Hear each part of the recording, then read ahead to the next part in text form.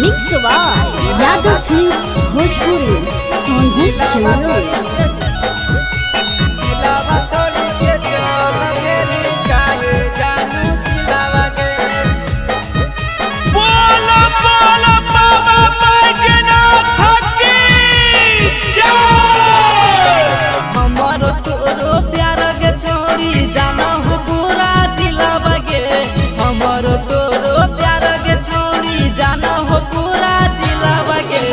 दिलावा तोड़ी के चल गेली काहे जानू सिलावा के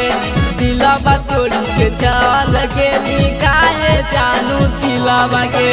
हमारा तोरो प्यार के जानू जाना हो पूरा जिलावा के हमारा तोरो प्यार के जानू जाना हो पूरा जिलावा के दिलावा तोड़ी के चल गेली काहे जानू सिलावा के दिलावा तोड़ी के चल गेली काहे जानू सिलावा के काहे जानू सिलावा के काहे जानू सिलावा के दिलावा तोड़ी के चल गेली काहे जानू सिलावा के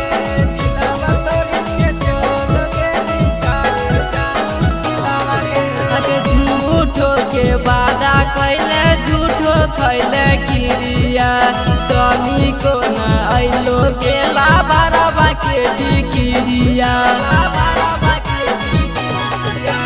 झूठो के वादा कैले झूठो खैले किरिया तनी को ना अइलो गेला भरवा के डिकिरिया खोछा में ले जइहा जानू हमारा दिलवा के खोइछा में ले जइहे जानू हमर दिलवा के दिलवा तोड़ी के चल गेली काहे जानू सिलावा के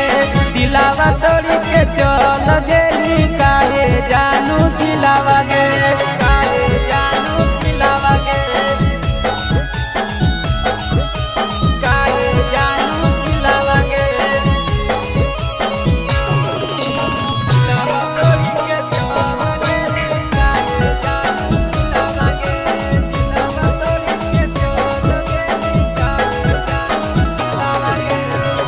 जन्म के वादा कैली पूरा न कैली वादा के